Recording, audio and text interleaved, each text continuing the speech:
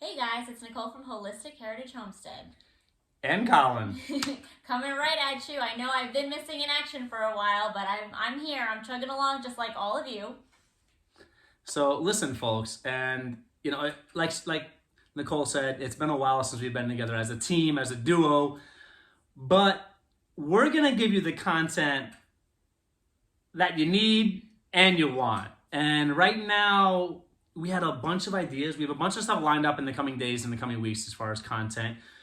Focused on homesteading, on gardening and livestock and pantries and all that stuff, but we could not deny the fact that preparedness was on the front of our minds. I mean, look at the world, folks. We are literally and figuratively, on fire. Again, a new background here. We're enjoying it in this cold temperature, right? Theming it up, too. Yeah. Theming it up, folks. So, this is going to be a free thought, free form discussion. So we're about getting content to you. And we've improved the editing and production a little bit, but that will also get better in time. But we both feel that it's more important to just get the information to you, right? It's like a gourmet meal on a paper plate. It's still going to taste good, right?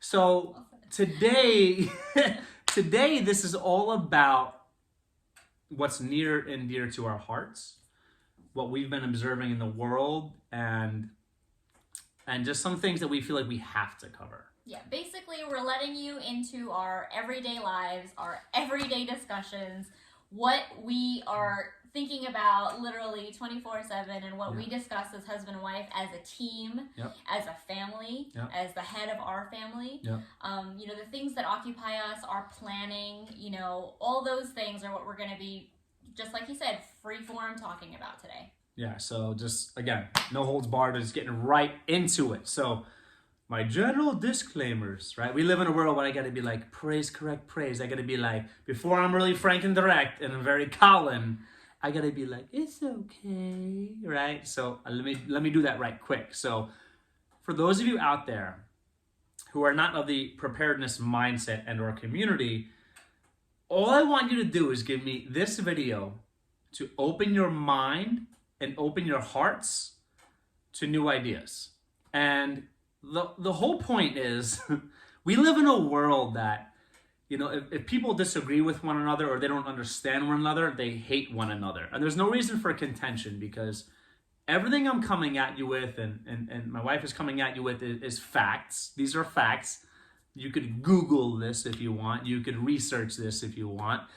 This is straightforward, in your face, irrefutable stuff. So again, I'm going to be very aggressive. So if you face information that is irrefutable and you're not open to it, then I don't know if there's much room for growth. So preparedness or preppers or survivalists, and I'm just coming at you with the words, the buzzwords, right? They're often tied in with like conspiracy theories. And I hate that. It's a misnomer. It's a weaponized terminology to kind of get you to shut down. And we live in a cancel culture. So the second you want to shut somebody up, all you have to do is say, oh, that's not a popular opinion. I didn't hear that on CNN or Fox News.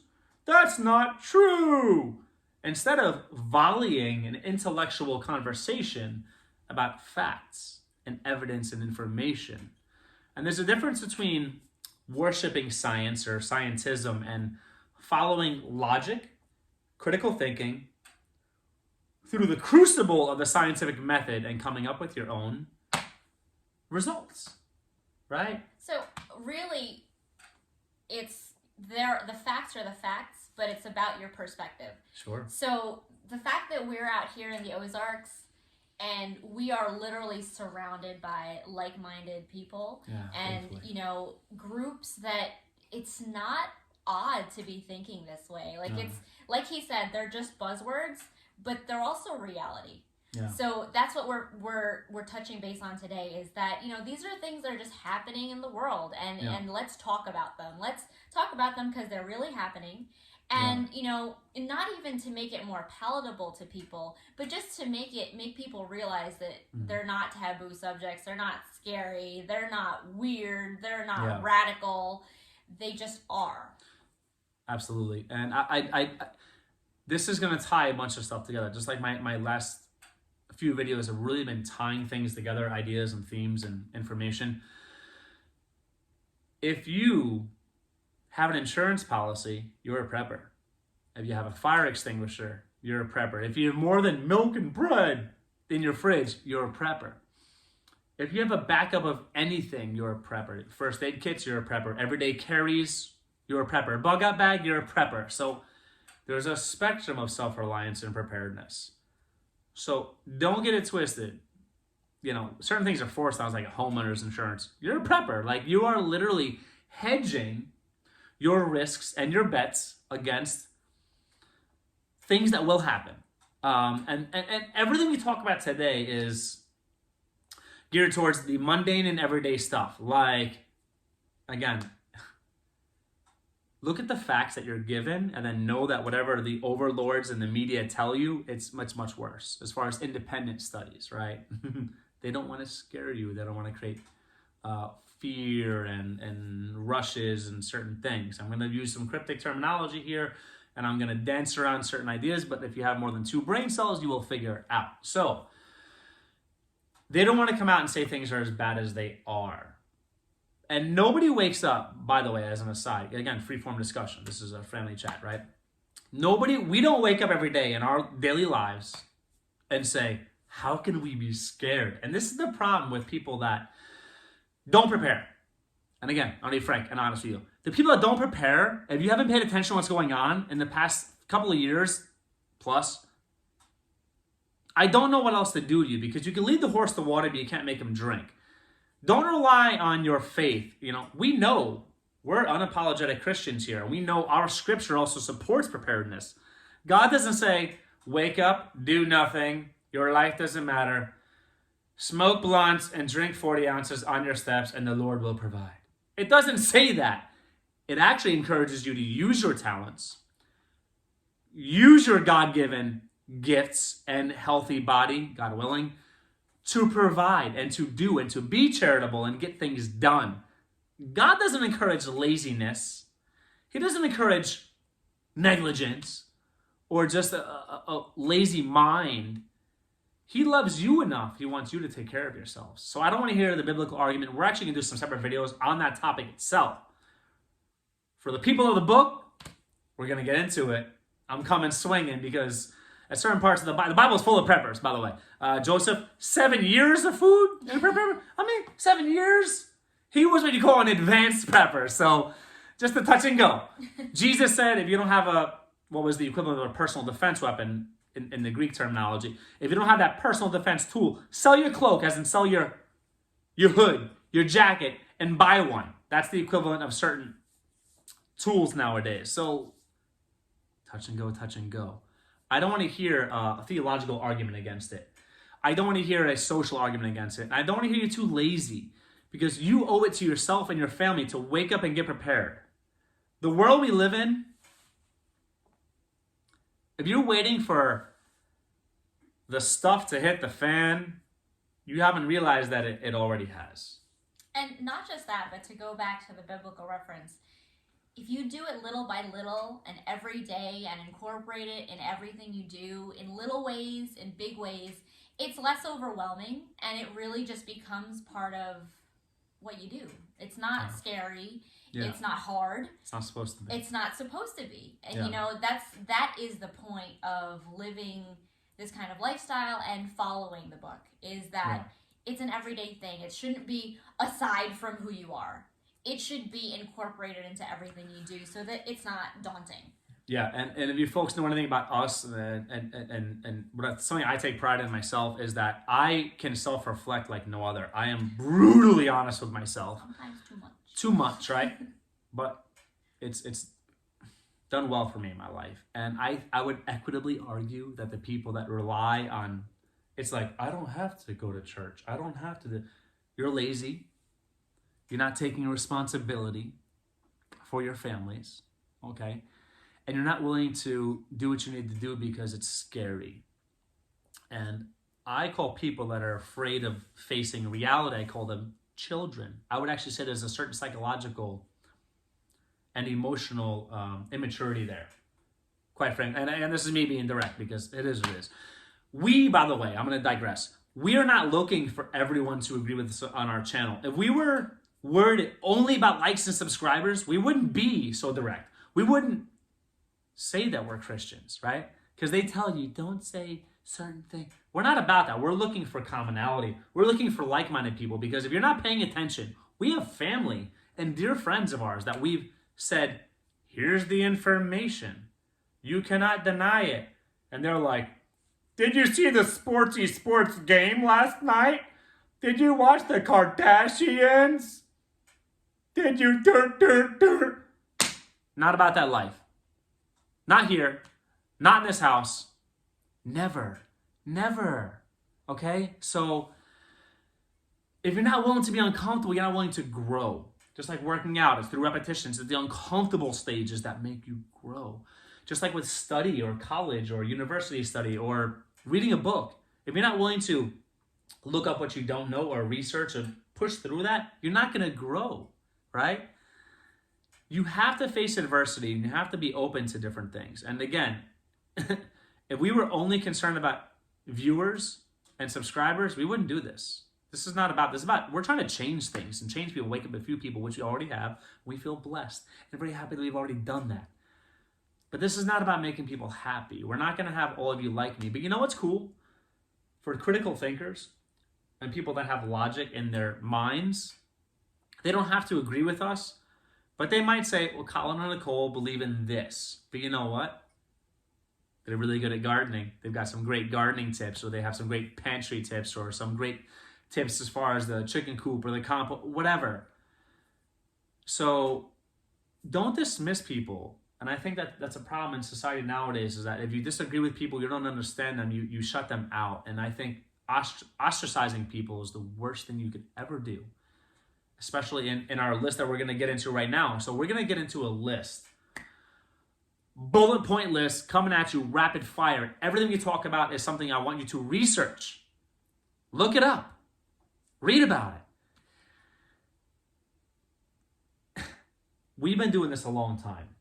And we've been researching this stuff a long time. And this is essentially almost a lifetime's worth of information and things we've tested and done and experienced. And we are, again, privy to certain information from certain law enforcement or people who work with certain agencies or upper echelon, that we've heard some things that are quite alarming. So I want to go over a few things that are happening in the world right now that should make you wake up and be alarmed. And then we're going to go through a rapid fire list of things, not in specifics necessarily. There's going to be a lot of information in this video. Beginner, intermediate, advanced. I don't care. I know that. That's all common sense. What are you doing though? I always talk about that. You know it, but what are you doing, right? We're going to talk about the world around us, problems that we're facing, and then we're going to go right through the list of things that we think you should focus on, things you should pay attention to. So, problems in the world. Give me something. Supply shortages. Supply shortages. Okay. Not just shortages, but also just transportation of getting supplies. Even if they're around, you can't get them to where they need to be.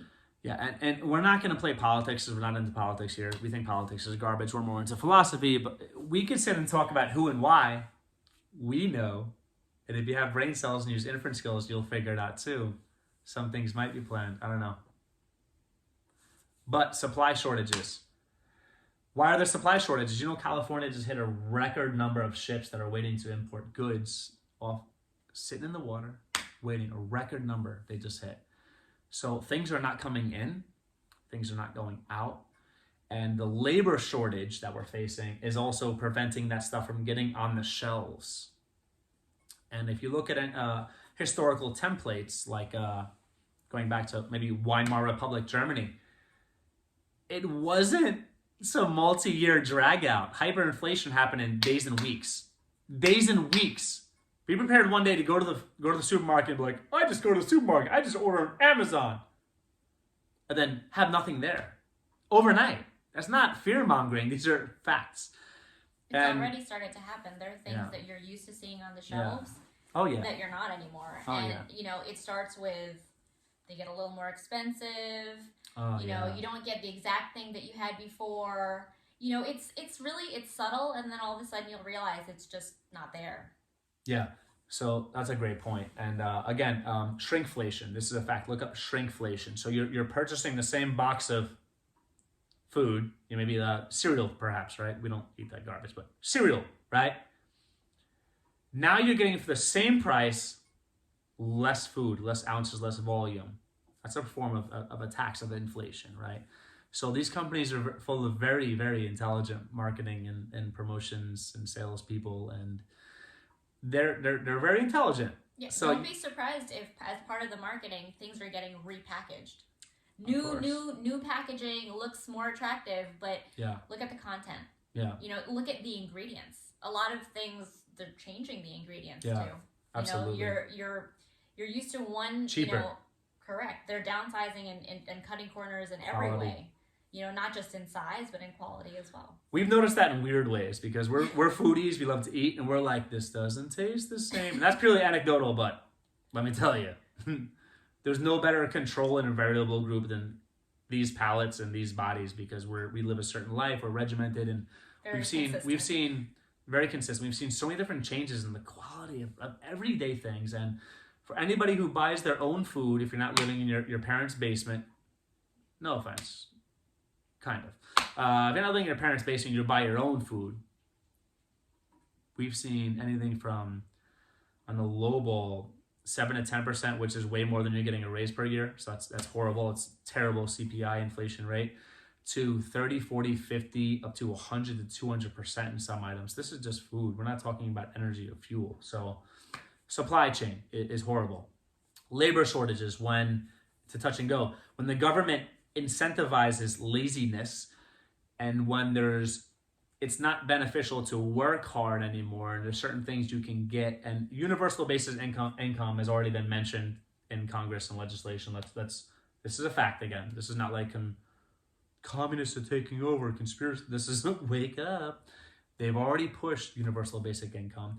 They're already expanding unemployment, extending unemployment. There's so much going on, folks. Housing moratoriums and rental moratoriums, it's never going to end. If you don't see that it's a multifaceted attack on you and your family, then you're playing too many video games, you're watching too much Netflix, you're watching too much media. Okay? Truly. Because we look at Greece 10, 15 years ago and the riots in the streets. We look at starvation. We look at South Africa and the murders that have happened. And we look at in Texas. It was like last year, I think over 700 people. I thought it was scores of people or a handful of people. Over 700 people died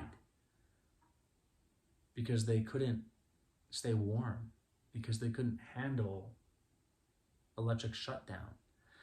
Unemployment, and this is not the transitional unemployment, not to get into too much of science, touch and go. Unemployment is at Great Depression or above levels. You have what's reported, which is horrible already, so we can agree on that. Do your own research, we really agree. When you stop looking for a job, you're transitional, you give up, you're not even counted in that anymore. That's not including undocumented and a lot of other things. So unemployment, Great Depression or worse. Supply shortages, labor shortages, mandates. We are freedom-loving individuals, even if we disagree with you. It doesn't matter where you are and what you think. Mandates is antagonistic to freedom because we feel that precedents are scary, and we're not cattle. They call us cattle. They think we're cattle, for those of you who are really next level. But I'm not a cattle. You can't put into my body what you want to, and I don't have a choice. Because if you think that if you just do that thing, they mandate, and then they're going to let it go, no, they've already shown you. Oh, you need this now. Oh, now you need this. Now it's ongoing. And you are a slave. You are what I call a free-range slave. And once you give certain things up, there's no going back from that. Yep. It's only going to be more and more rules, less and less of, what we consider, God-given rights. Yep. Freedom. And again, no centralized government, no power authority has ever taken control and then relinquished control. Absolute power corrupts absolutely. So historically speaking, again, they don't teach real history in schools anymore. History, nobody that has power is going to take the power and then be like, oh, here, I'm going to give it back. It doesn't happen. So those are some things we see. Fertilizer shortage. They are now they're doing. They're going to use eminent domain, which destroys individual property rights, to go through the breadbasket of America, the corn producing part of America, through everything from the Dakotas to Nebraska to Illinois. The government's going to come through with a carbon pipeline. Different discussion, how we've been lied to in so many ways. And they're going to come through premium agricultural acreage, unlimited acreage, if you will. And they're going to confiscate it, take it away from the producers when we need them to produce more than ever. China has already urged its citizens to stockpile food. Russia has already stockpiled in the public sector capacity food. I mean, around the world, these governments are stockpiling food. Do you think there's no such thing as coincidences, folks? And I wish our government was actually encouraging us to do the same thing. But I mean, we can go on and on and on and on as far as the problems that we're facing right now. But and the technocratic problems and all kinds of stuff, and GMOs and just unsustainable inorganic poisoning of our soils, our topsoil, and it's horrible what's happening. And this is imminent. We're no longer gonna wait for the problems to happen. We're in it. We're living in it. This is our new dynamic. How do we face it? What are some things that we can focus on immediately to make sure we are safe and we could survive? Well, a lot of it is changing your environment. I touched base earlier on your perspective. Sometimes when you're just kind of focused on your everyday routine and what you're used to hearing, what you're used to seeing, you take for granted that of what is really going on. So it's one of our goals is to share our perspective, because when you have another perspective, that's what gets you thinking. And everybody's got to start somewhere. We've talked about how there's beginner, intermediate, and advanced. You have to start somewhere. So the seed is being planted now. What you do with it, that's your freedom, and that's a great thing. Well said. So rapid fire, right into the points, right into the things that we would talk to our friends and family, and we consider you our YouTube community. If you haven't hung up on us, if you haven't stopped that video as of now, stay tuned, because this is going to be valuable stuff. And you might know some of the stuff, you might already have the basics down, but I will tell you there's always room for improvement, and there's always room for expansion, right? So that being said, number one, only two things I'm going to go in order and sequence as far as priority. After that, it's all just random all over the place. And there's a reason why the first two come with a sequence. One, location. If you are in a densely populated, this is why I don't understand people like how stupid they could be, right?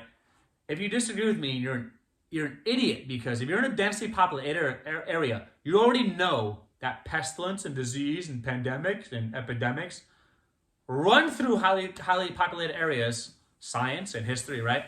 Faster than it would in a more sparsely populated area. Why would you choose to be in a densely populated area? And I use my chicken coop example always.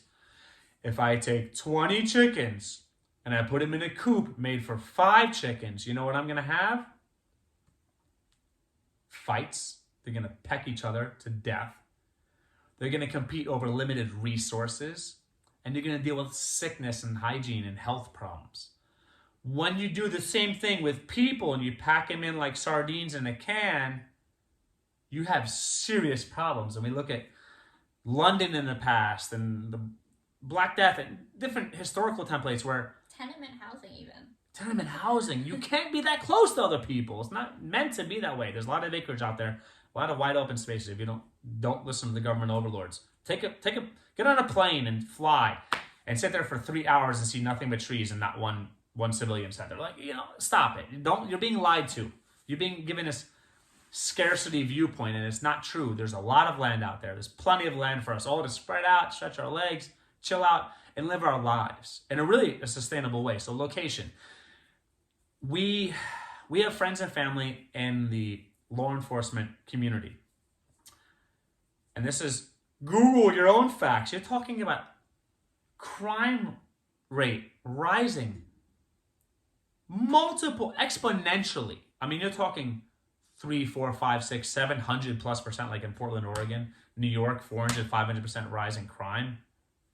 Why would you stay there? But I have a good job. I have a pension. You will be dead. You won't get to enjoy your pension. I mean, really, like, your feelings. No. What are you doing? Leave. Leave now. Leave yesterday. The best time to leave was yesterday. Or 10 years ago was the best time to leave. Second best time to leave is today. Location. There's nothing you could do to be safer than get to a safer place. The prime rule of real estate. Location, location, location. If you're living in an unsustainable way and you don't have land to survive and grow your own food and do different things and have livestock and spread your legs out and live comfortably and have some privacy and enjoy nature and be healthy, then you're an idiot. Sorry, but not sorry. You're an idiot. Make a choice. Because we can play verbal gymnastics and but my situation's unique. Is it? Or are you just choosing money over survival? Because our heart breaks because we know plenty of people who we love dearly that will either perish or go through hell on earth to survive what we're already living through. They're already miserable. Suicide rates, exponential rise. Depression rates, exponential rise. Alcoholism, exponential rise. Spousal abuse and domestic violence, exponential rise. And you're wondering why the hospitals are full of people? Well, they're not really full. And there's plenty of people you can research, and I've shown you videos firsthand, primary source information, like being there, interviewing people. They're not full. They're full of that stuff because the externalities of what they're mandating is causing more violence, more people to end up in the hospital. I'll leave it at that. But when you also have a mass walkout, I think like 26 different precincts and fire stations in New York pretty much overnight shut down because people are being told to do things that they don't agree with. And freedom-loving people are just like, no. And they're leaving. So that's a big problem. So yeah, so not only is crime on the rise, you have less of the balancing factors too. 100%. Second thing is security. We talk a lot about, again, gardening, providing your own food, homesteading, happy life, and all that stuff, right? If you have nothing to protect that life, which includes certain freedom tools, okay, because this is only going to take you so far. And I got hands, folks, but this is only going to take me so far. The great equalizer is freedom tools. That will protect you. If you don't agree with it, just wait until the opposition is in power, then suddenly you'll agree with it, historically speaking. You need a way to protect the things you're going to store, grow, have, your friends, your family. You need a way to protect that. So get out of the big cities. Get stuff to protect yourself. Those are the top two intro in that order. After that, it's a rapid list. We're going to touch and go. What's next? Water, food. Yeah. I mean, storing it, learning how to procure it and store it safely, learning how to organize it, learning what your priorities are, and doing it. You need to put these things into practice once you've narrowed down your priority list. Yeah, absolutely. And water, a couple of things to just focus on what that is. Water includes not just drinking.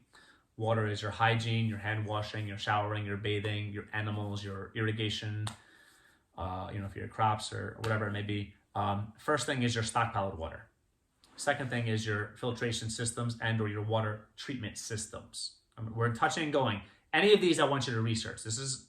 You have it all figured out, I know, folks, but what you have stored, drinkable, potable drinking water. What you can filter and treat, okay? And then it's your large bodies of water and the fresh water around you, which is ponds, creeks, lakes, and rivers. That's your water. Your food, similar theory. What you have stored. We prefer perishables like canned goods before your expensive stuff that's like Mylar sealed. That's good. They have a time and a place, a different video. But your canned goods, your non-perishable long-term storage, what are you producing? Because the second you open up that first bottle of water or that first canned good, most of us are already facing this. For those of you who are not like, if this hasn't affected you already, don't be cocky. That's rude. That's arrogant and very nasty. And there's no compassion there to say my life is great and perfect. That doesn't make you look cool. It makes you look like a horrible person, because millions of Americans and billions of people around the world are suffering from job loss, from inflation, from a million things. So to say that is horrible. It's actually disgusting to us. So if you have food stock, great, good, awesome. You're stockpiling your food. You're producing your own food. The last thing is hunting and fishing and foraging. Historical fact. In the Great Depression, people thought, I would just go hunting. First of all, if you haven't hunted a lot, good luck is more difficult than you think. You're not going to survive, because in the Great Depression, we have a historical template that says that the wild game, the populations just dropped because everybody had the same idea. I'm going to go shoot a deer and just be fine. Never shot a gun in their life. Never, stop it. Never processed anything. Like, just don't be silly. You're not Daniel Boone. Like, get over it. Like, Again, best time to start is now. Yeah. You need to learn these skills. You need to hone these skills. And, you might be a beginner, and that's totally fine. Yeah. That shouldn't Absolutely. deter you. Yeah. It should encourage you and say, you know what better time? Yeah, absolutely. Water, food. Next is medicine. What do you think? So there's two things to think about there. Your medicine that, your over-the-counters, Yep. your prescriptions that you're going to need. Like Yep. if you have conditions that you know about, Oh, yeah. asthma, diabetes, anything like that, Yep. you need to be aware of how you can get that and how you can store that, how you can keep that supply for you when you need it. And the flip side of that is, what medicine can you produce? What natural remedies should you be focusing on that are going to be perpetual for you, because you can constantly reproduce it? That's the point that I wasn't even thinking of. I knew it, but my wife is very intelligent. She's always coming at me with the holes in my game, folks. So again, the over-the-counter stuff, things we can produce on our own. We're big fans of natural and holistic medicine, because nature's always right.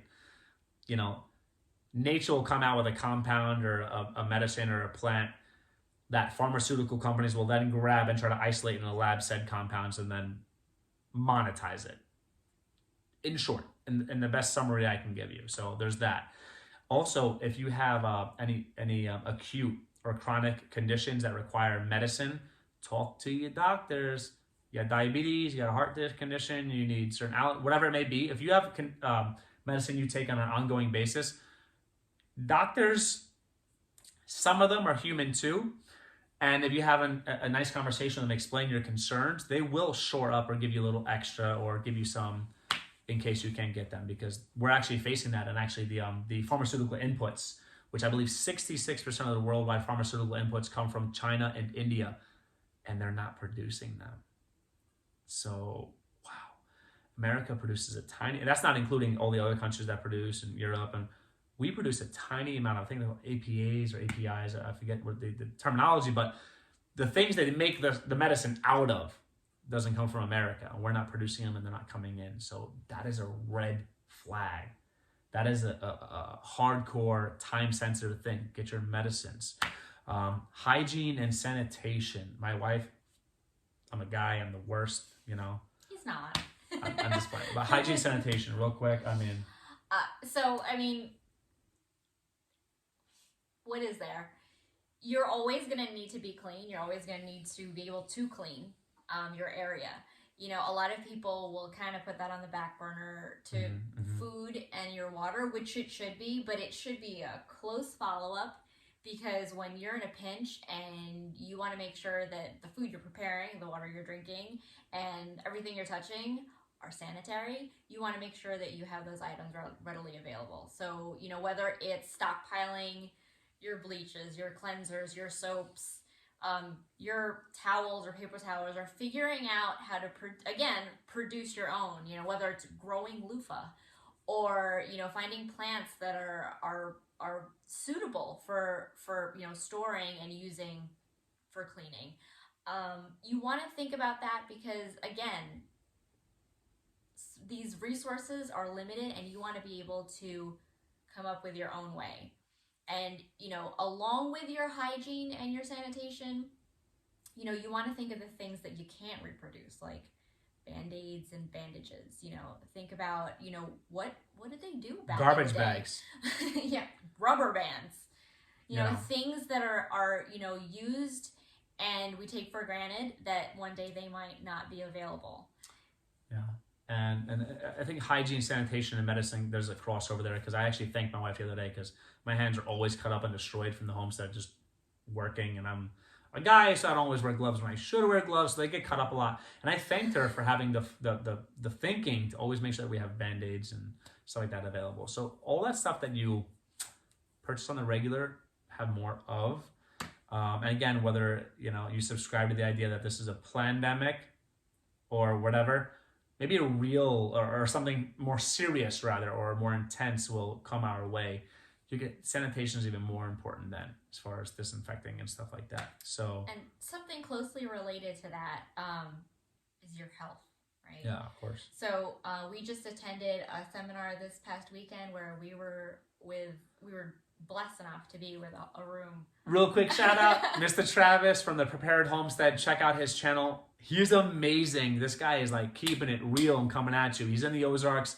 And he himself, as a real mover and shaker of the community, actually has his own meetings. And we went, and I had the privilege of speaking. It was the first time, and we met so many wonderful people. Yeah. And, you know, he's put together such a great group, and, you know, they're all just so welcoming. Everybody has, you know, can be part of that forum, and you can just learn so much in a very casual, easy way. Yeah. It's just really good to be part of a community that gets together, shares ideas, and, you know, it's just so available. And, you know, one of the things that was touched upon, actually Colin did, you know, spoke about it, was health, taking care of your vessel. You know, that's your primary thing. We're always talking about maintenance with medicine and supplements and food. But, preventative.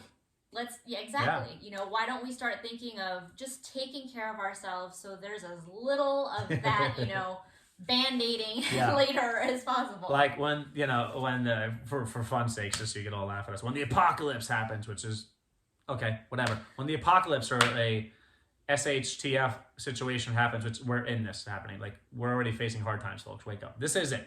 A tornado can come through, a job loss, anything is a tough time. When you're facing tough times, the last thing you want to be is dehydrated and hungry.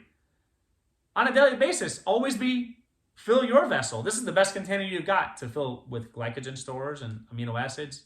Eat a lot. Drink a lot of water. Don't wait till a bad situation to suddenly be like, it's like not having your cell phone charged. You don't want to say, the power went out. How do I charge my phone at 3%? It's just proper planning prevents poor performance. I guess that makes me a conspiracy theorist, right? I think 3 steps ahead. I'm the worst. I think that just makes you listening to your grandparents. Yeah, exactly. That is a really good thing that, you know, the elders taught us. Absolutely. So next one, fuel. Real quick, fuel. Cooking fuel, propane, gasoline, firewood, alcohol stoves, anything you've got that's going to provide energy. Electricity, solar power, wind in some capacities, using water currents. There's certain things you could do there, but the mainstream stuff, gasoline, diesel, propane, if you could stockpile it legally, disclaimers all around, right? Do that, right? Firewood is amazing for so many different things. Do you have fuel? Because we're also facing, this is a fact, folks, so don't get mad at me, fuel. Record highs, fuel, going up daily, weekly. It's disgusting. Have it now as a hedge. Remember, buy something here. I thought discussing a little bit. Buy it here because it's going to go up to here. So buy it low, right? Common sense. Fuel. That means also for me, it's fire starters. I think ahead and say, well, in a primitive and or like we got this beautiful fire going. You know what I used at first? Fire starter. I say the rolls that the toilet paper or the paper towels come on. That's a great starter, right? Your kindling and your tinder, have dry stuff already available. Also in your bug out bags, you should already have a little Ziploc baggie full of some kindling and some tinder, so that all your cool, fancy equipment, expensive equipment is actually going to get something to catch, especially if it's wet. So fuel. Next thing, transportation. Think outside the box. My wife and I were discussing, I might get an electric bicycle soon, you know? I might get a tricycle soon. You might get a tricycle. But just truly. Think of, and that's related to, just we're always talking about alternatives, contingencies. With your transportation, if you're not healthy and you're doing something that's manual, it's something you need to build up to rather than shocking your system and shocking your routine. So if you're thinking of alternate ways of transportation, I mean, you should be, walking and keeping yourself fit.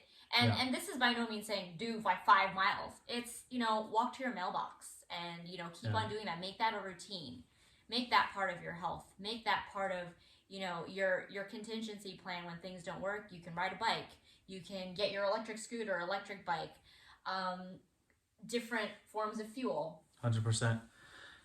All great points. So as far as transportation goes too, and think of different methods, whether it's ATVs, whatever it may be, a way to get around, and a good old-fashioned bicycle, really, because you might have to go from a local area to a local area to go to your neighbors who might be in your tribe or your mutual assistance group to pick up some eggs.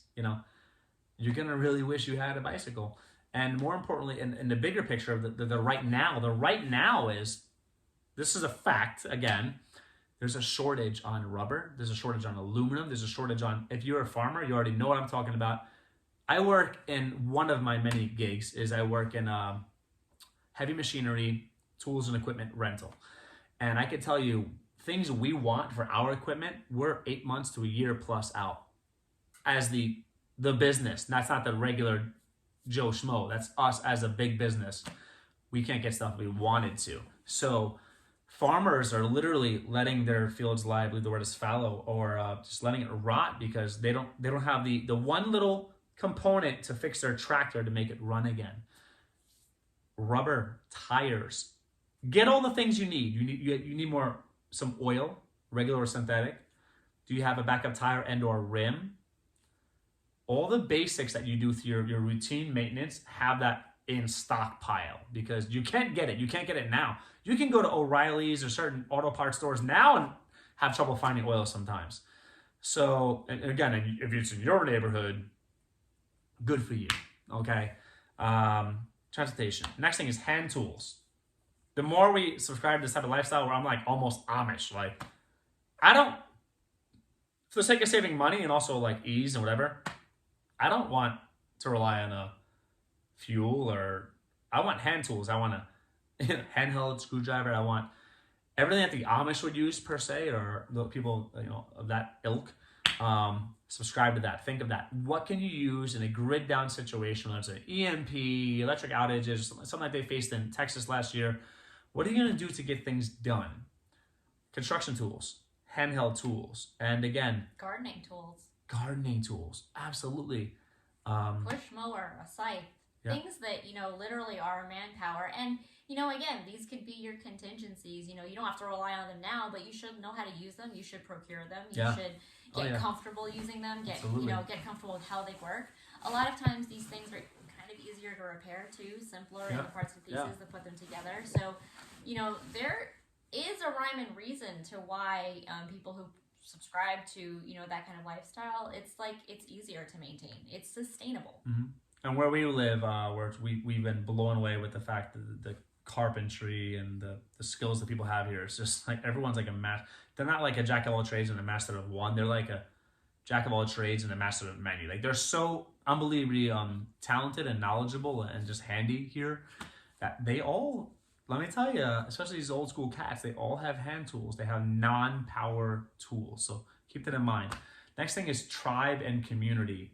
As much as we are we subscribe to the lone wolf theory. We're very private people sharing us on YouTube here. But we are private people, and we like our space, and we like our all that. But no man is an island unto himself. So, like my wife, I'm going to put her on the spot right now. Give me 2 or 3 or 4 things that you think that make you valuable in a grid down or an apocalyptic or emergency or any preparedness situation, or just the dynamic we're living in right now where the world is all facing.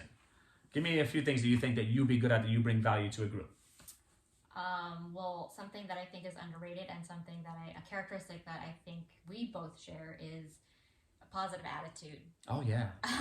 You underrate that, but when Positive. Things are hard, nobody wants to be positive. Everybody wants to have a tantrum. So I think that's one of my good traits, is that I can push through and focus. And another thing is, my ability to plan. Yes. I can stay organized, and that focus, helps me get through and organize what needs to be done first, prioritize, what resources we'll need right away. Absolutely. What else?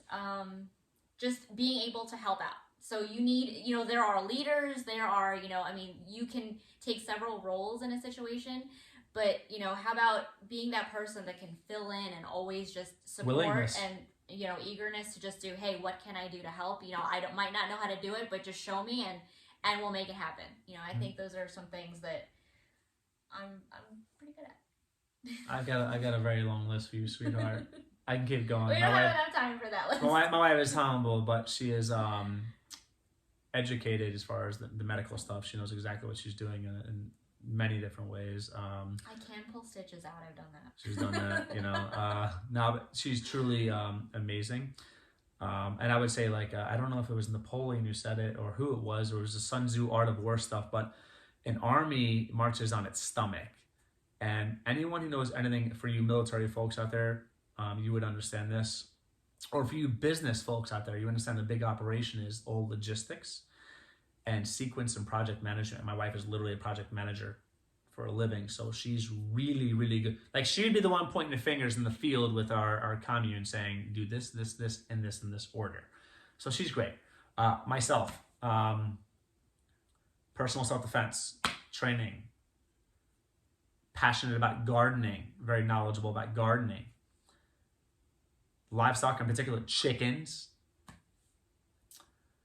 And I would say OPSEC, or security, and nonviolent conflict resolution. All that ties into one thing, but keeping us safe, keeping us fed, stuff like that. So ask yourselves out there, YouTube community, what do you bring to the table? Because you're going to look for in your community people that have the skill sets you don't. We're looking to currently add doctors and nurses to our community. We have some connections, thankfully.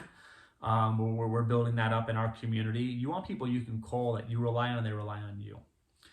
And I think it's better than just virtual, digital, or just text or this and that. Meet these people face to face. Vet them, because your lives literally and figuratively depend on that. So get tribe up. Get a tribe. Oh, this guy is a military guy. He can handle freedom tools really well. Awesome. I want him on my team. This person's a hydroponics expert. Awesome. I want him on my team. This person's a master fisherman or master hunter. This person's I don't know, was it Donatello, the Ninja Turtles? They could fix anything, I'm not as handy. I have some friends that are master mechanics, master carpenters. Tribe up with these people. And as my wife said earlier, learn those skills too, as much as you can, because let's say I'm the gardener of the group and I break my leg and my arm doing Colin stuff. Or I don't know, something happens. I'm not around anymore. That knowledge goes with me. So make sure you learn as much as you can about as many different things, but lean on other people. And just a couple more real quick is entertainment. And I think my wife is good at understanding how and why you're well, the power's out, or we had a bad storm or a tornado came through. Why is entertainment important? Well, I think part of it comes from being a mom of a very young boy. You need to help alleviate that cabin fever, or, that we don't say this, but the boredom that might set in. Yeah. You know, you take for granted the psychology of the situation, and you want to be prepared for, you know, have board games around and books and, you know, like we used to do, be around one another. Play some cards, deck of cards. Actually, I know a lot of people in their bug out bags carry a deck of cards, and people laugh, but for the military friends and family of mine, they say it's actually it's priceless. If you're sitting in a jungle for 8 days, if you bug out, if you bug in, if you're facing a disaster and everyone's broke and they lost their jobs and you're in a house, a good game of poker, or we used to call it, I don't know, the two-term balcony I used to play. My family is rummy. You know, there's certain games you can play that will really give hours of endless entertainment. So one of the last few things is communication. Your commo military, right? What's your communication look like? Is that you yelling across the property? Is that you know, what if cell phone service is down? There's a lot of weird things going on with cell phone service. You know, do you have a satellite phone? Do you have some cheap Baofeng like radios or something, walkie-talkies? Have a way to communicate, whether that's like a Paul Revere house-to-house kind of a network, whatever it is. Have a way for communication. And one of the other videos, another good point is, I discussed this in my, I think the time is now, perhaps maybe the video, is the health, fitness, and detox. My wife perfectly touched base on that. Again, folks, this is just a quick bullet point list of things that I want you to research. We threw some individual and specific ideas out there, and we touched base on some task-oriented things to do now. But a lot of this is just to provoke thought. And we hope you are aware, because we know you're not bad people. For those of you who don't agree with this, you think that we're fear-mongering. Like, we don't, again, we're happy, working, regular people who wake up and say, I love my family, I love my community so much, and I love God so much that I will respect the sovereign thought and the ability and the talents and the body that he gave me that's healthy, thankfully, that will protect it. And that is sacred to us, so we will do everything in our power. And at the same time, our faith is first and foremost. Prayer comes first and foremost, because it's all on him anyways. But God doesn't give you a get out of jail free card. He doesn't give you can be lazy and not try and just rely and procrastinate. That's not what it works. You wouldn't do anything then. You wouldn't get out of bed any morning. And if you think that you're supposed to live your lives completely for only other people, you can live and be charitable and pray for them and give to them and do things. But if you think God made you supposed to only live for other people and just like not take care of yourself, then you would die. You wouldn't be able to take care of anybody in the process. Like if I stopped eating and just gave all my food to someone else, I would die. I wouldn't be able to help anybody.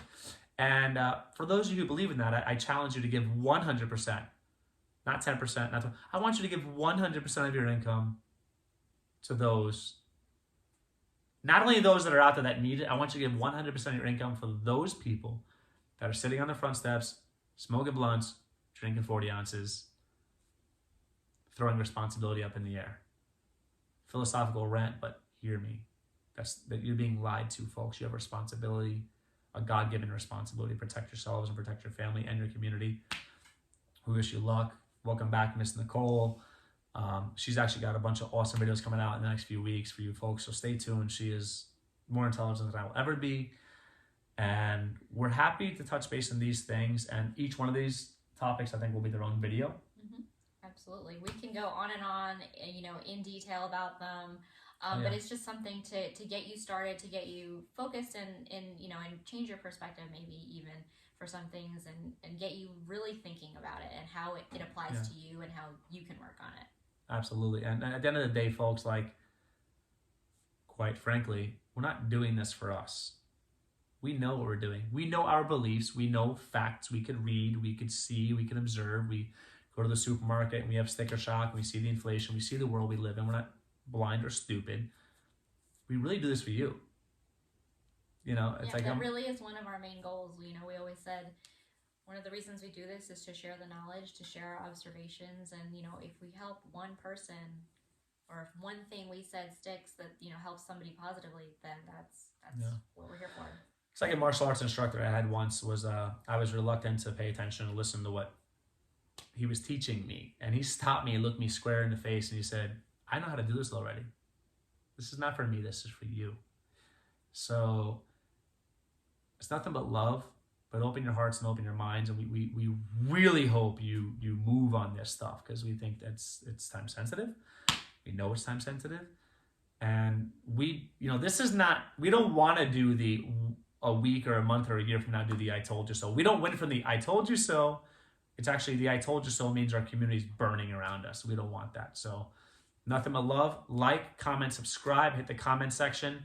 If you want to elaborate on any of these topics, whether it's location, security, food, medicine, hygiene, fuel, health, transportation, tribing up, anything, entertainment. If you want to add to this list or give some ideas, please, we work together as a community. I'm always learning from you. And take care, folks. We'll be in touch.